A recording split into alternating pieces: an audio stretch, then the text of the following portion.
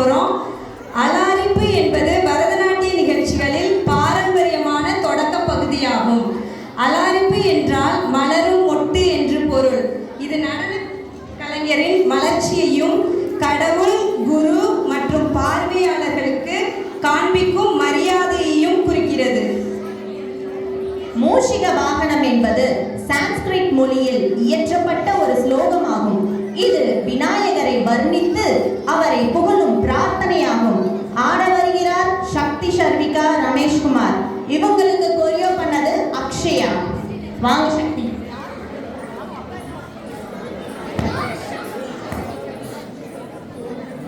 வந்துடுங்க.